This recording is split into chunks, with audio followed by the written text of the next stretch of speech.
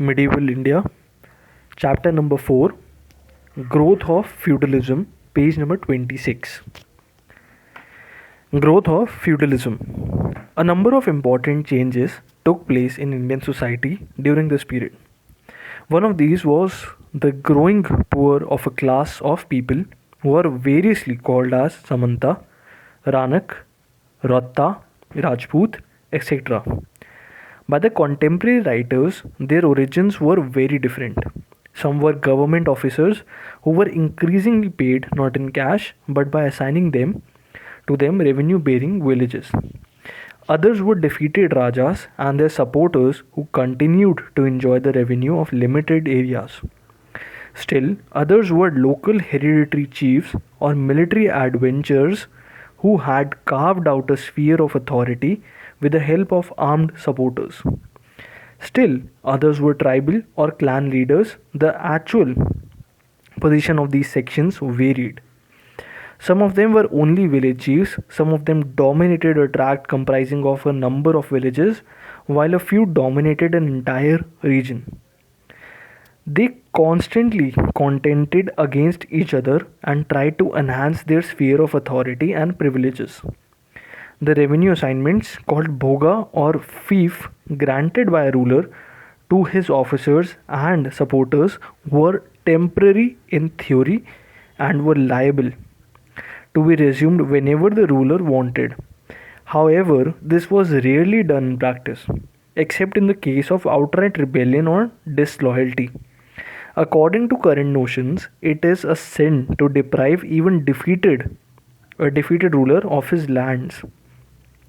As a result, their kingdoms of this period included large areas dominated by defeated and subordinate rulers who were constantly on the lookout for reasserting their independence. Within the territories of these rulers, again, various officers looked upon their assignments as hereditary fiefs. In course of time, even various government offices began to be considered hereditary. We have in earlier chapter seen a case in Bengal where members of a family held the office of Mahamantri for 4 generations. Similarly, most offices began to be considered the monopoly of a few families. The hereditary chiefs gradually began to assume many of the functions of the government. They not only assessed and collected land revenue but also assumed more and more administrative powers, such as the right of awarding punishments and exacting fines on their own, which earlier were generally considered royal privileges.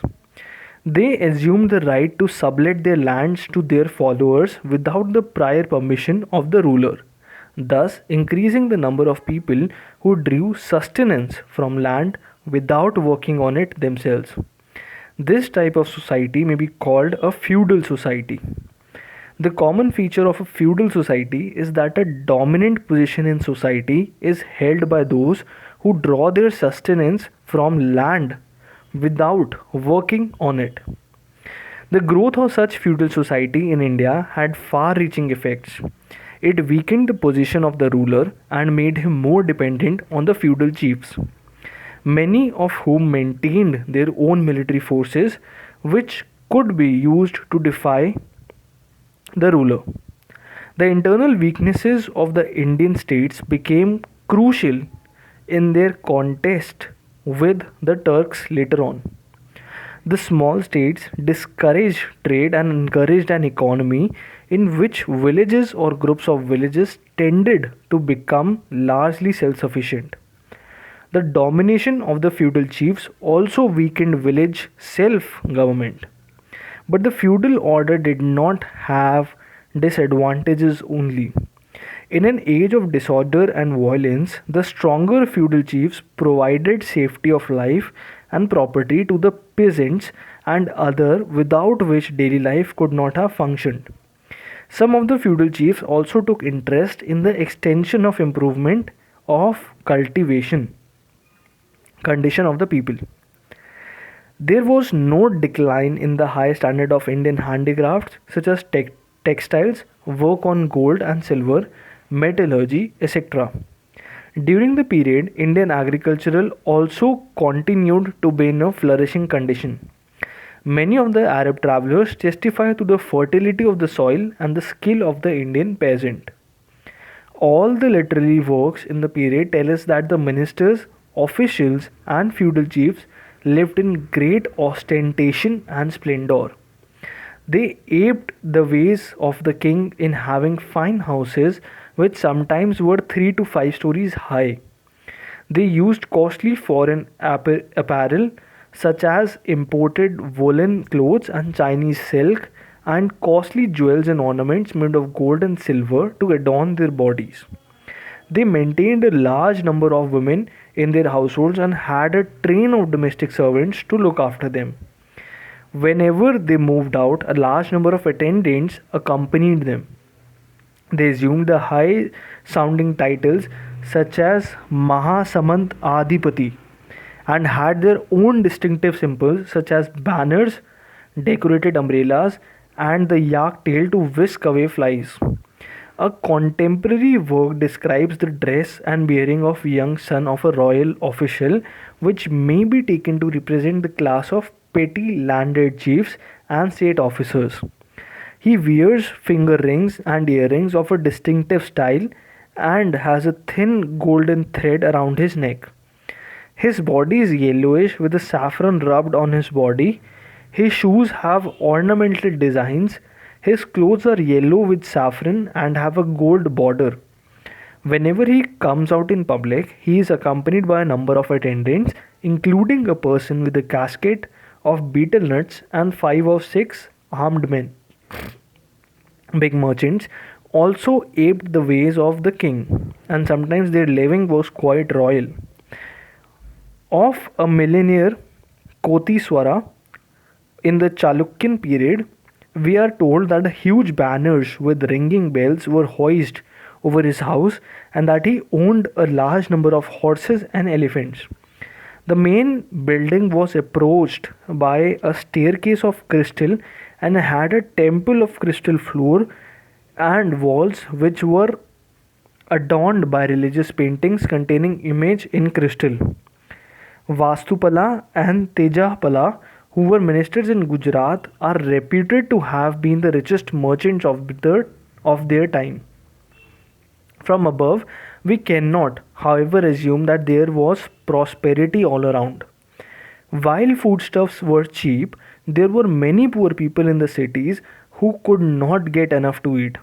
The author of Rajat Rangini, written in Kashmir in 12th century, has them in mind when he says that whereas the courtiers ate fried meat and drank cooled wine perfumed with flowers, the ordinary people had to be content with rice and optalasaka, a wild vegetable of bitter taste. There are many stories of the hard lot of poor men and women, some of whom took a life of robbery and plunder. As for villages where the large bulk of population lived, we have to get information about the life of peasants from literary works, grants of land, inscriptions, etc. The commentators on Dharma Shastras tell us that the rate of revenue demand from the peasant was 1/6 of the produce as before. However, from some of these grants we learn from a large number of additional seizes such as grazing tax, tax on ponds, etc. The peasants had to pay these taxes over and above the land revenue.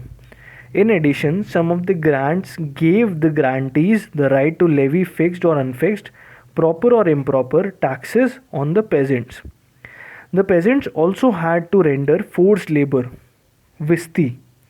In some cases, as in central India and Odisha, we find some villages being given to the donis along with artisans, herdsmen, and cultivators who were tied to the soil like serfs in medieval Europe.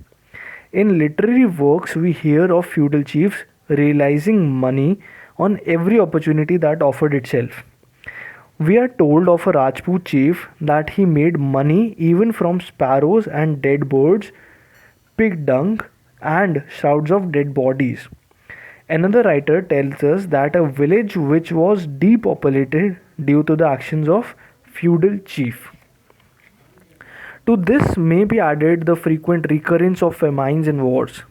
In the wars, destruction of water reservoirs, burning of villages, seizure by force of all or the cattle or the grains stored in granaries in the markets, and destruction of cities were normal features. So much so that they are considered legitimate by the writers of the period. Thus, the growth of feudal society increased the burdens on the common man. Thank you everyone for tuning in. In the next part, we'll start with society, the caste system. Thank you everyone and all the best for your exams. Do share and subscribe the channel for more videos like this. Thank you.